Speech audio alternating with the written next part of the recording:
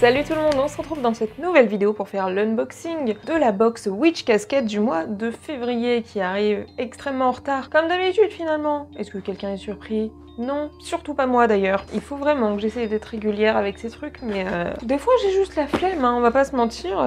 Souvent même d'ailleurs, j'ai surtout la flemme principalement dans ma vie, donc faites avec. Du coup, ouvrons cette boîte du mois de février qui est sous mes yeux et qui est extrêmement rose. Rose pétant, j'adore. Regardez-moi ça, vu le design, la police d'écriture, le rose, tout ça, ça me fait penser à deux trucs. Ça me fait penser à Mean Girls. Je sais plus du tout comment s'appelle ce film en français. Et ça me fait aussi penser à la pochette du 3e album d'Avril Lavigne, qui est exactement dans ces tons-là aussi. Voilà. Est-ce que ça intéresse quelqu'un ? Je ne sais pas. En tout cas, on est sur du rose. Et du coup, le thème de la boîte de ce mois-ci, c'est l'amour. Parce que, c'est la boîte du mois de février, donc la Saint-Valentin, tout ça, vous avez la ref. Donc, commençons. Alors, la première chose que je vois dans cette boîte, c'est la carte. La carte du mois qui est magnifique, mais comme d'habitude, encore une fois, je dis toujours la même chose, mais c'est la vérité. Donc j'imagine qu'on a un quartz rose qui est très beau, avec de la lavande et des petits pétales de rose. Le tout dans la couleur rose du mois. C'est très très joli.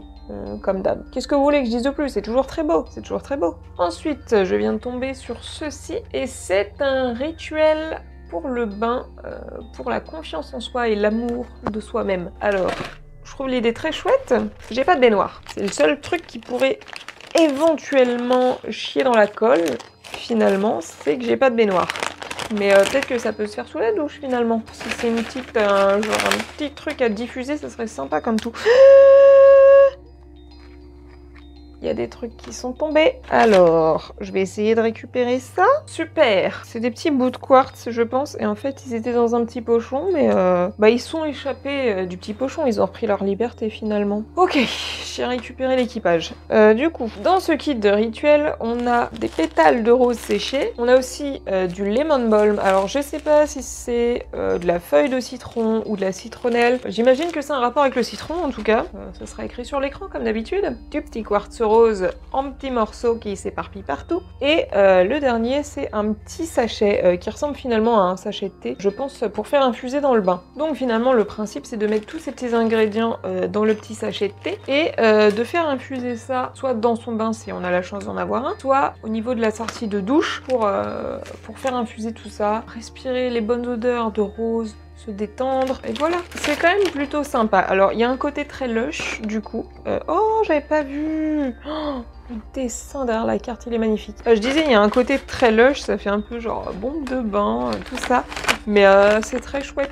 Et je pense que j'essayerai ça avec grande joie, incessamment sous peu, parce que j'aime beaucoup l'idée, et j'ai jamais ce genre d'accessoire pour la douche, donc trop bien. Ensuite, alors, on a un petit pochon tout rose en tissu avec écrit dessus Feminine Statue Crystal Display, donc une statue de femme pour exposer ses cristaux. Si je comprends bien, ça va m'exploser la gueule, non, tout va bien. Et sur l'arrière de la carte, il y a écrit une très belle façon de représenter l'énergie féminine dans votre espace magique. Regardons ça. Ah oui, on est vraiment sur une statue. Une petite statue, du coup, d'un corps féminin installé dans une petite position semi-confortable, avec du coup un petit espace là où on peut poser un cristal. C'est hyper joli. J'aime bien le fait parce que c'est pas trop détaillé, genre elle a pas de visage, tout ça, c'est juste des formes très simples. Alors de loin, quand on sait pas ce que c'est, là je vois dans le retour écran, ça a l'air un peu chelou. Ça manque peut-être un peu de détails du coup finalement maintenant que je vois ça. J'aime bien l'idée en tout cas. À la fois déco et à la fois pratique, et ça on adore. Ensuite, on va passer au truc chiant direct, l'encens. L'encens qui s'appelle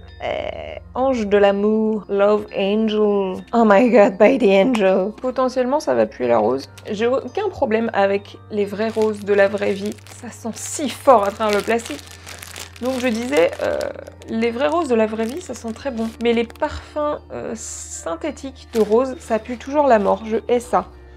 Mais ça sent extrêmement fort, comme d'habitude, et vraiment, mais je me demande s'il y a vraiment des gens qui mettent ça chez eux, parce que ça sent si fort. Il y a de quoi tuer quelqu'un avec ça, tellement ça... Wouh! Ah, ça pique le nez, hein. Après, en soi, ça sent pas... C'est pas le pire des encens que j'ai reniflé de cette boîte, mais c'est pas le meilleur non plus, hein. En même temps, est-ce qu'il y en a vraiment eu un meilleur?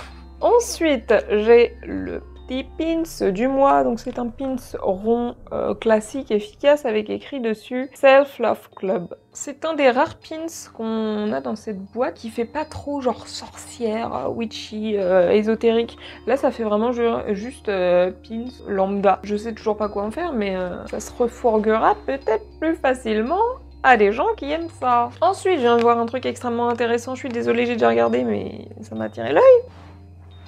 C'est un pendule. Et alors là, on est content. On est content de ouf. Ah yes, je suis ravie, la chaîne est emmêlée. C'est un nœud, c'est un vrai nœud. Du coup, on est sur un... Je vais me le mettre sur le front, tiens, voilà. Un pendule en quartz rose. Qu'est-ce qui va pas chez moi? Je ne sais pas. Enfin, je pense que c'est un quartz rose. C'est pas écrit, putain. Attendez. Oui, bon, ce quartz, il est rose très pâle. Hein. Il a l'air presque blanc, donc j'ai eu un petit doute, mais c'est bien du quartz rose. Et franchement, il est vraiment sympa. Alors, j'ai déjà eu un pendule dans cette boîte, beaucoup plus petit que celui-là. Je ne savais même pas en quelle pierre il était d'ailleurs. Je ne sais toujours pas en quelle pierre il est. Donc là, au moins, je sais. Et, je le trouve grave beau. J'adore. Et du coup, on a une petite explication de comment l'utiliser correctement. Oh, il y a même un petit message de prévention en bas qui dit qu'il faut que certaines personnes utilisent le pendule pour communiquer avec le royaume des esprits et qu'ils le conseillent pas. Ensuite, alors franchement pour l'instant, je suis fan. Cette boîte, elle me fait kiffer de ouf. Et encore plus maintenant puisque c'est un jeu de cartes. C'est un jeu de cartes. Oh putain, oui, regardez comment s'ouvre la boîte en plus. Incroyable. Alors, c'est pas des cartes à jouer classiques, hein, c'est, j'imagine, un set de divination, peut-être. Alors, laissez-moi les parcourir au cas où il y ait des règles du jeu, un semblant d'explication. Il y en a pas. En fait, si je regarde bien, du coup, sur ces cartes, il y a surtout des messages positifs, en fait, envers soi-même. Par exemple, celle-là, elle dit aime la personne authentique, originale et belle que tu es. Oublie le passé et n'en garde que les leçons retenues. Tes limites méritent d'être respectées. Je pense que c'est un petit truc... C'est pas de la divination en soi. Les cartes sont très belles, cela dit. Hein. Je vous les ai pas montrées du tout, finalement. Mais on est sur le même genre d'écriture que le reste. Donc je disais, c'est pas un set de divination en soi, mais je pense que c'est un truc qui est là pour donner un petit coup de boost si jamais il y a un petit coup de mou et éventuellement des petites questions, mais je pense pas que ce soit vraiment ce soit là genre pour répondre à des questions hyper importantes de la vie. C'est juste genre je me sens pas très bien, si j'étais une grosse merde, et là la carte elle te dit non t'es pas une grosse merde et t'es content. Pas sûr que ça fonctionne vraiment comme ça, mais c'est comme ça que je l'interprète. On va attaquer directement El Parchemin.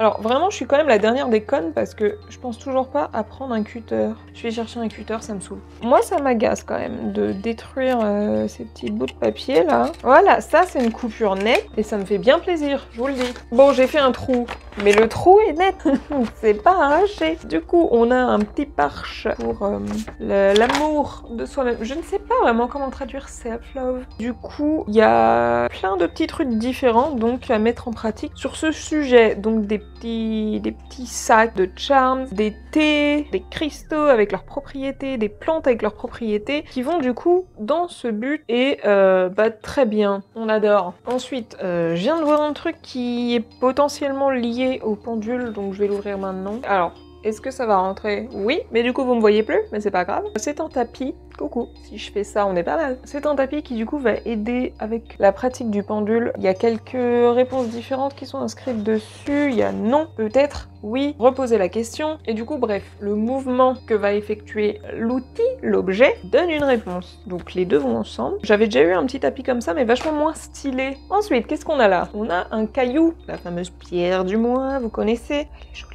Je dis ça à chaque fois. Zéro originalité. Mais en même temps, c'est joli. C'est joli. Je vous la montre. Vous allez rien voir, mais c'est pas grave.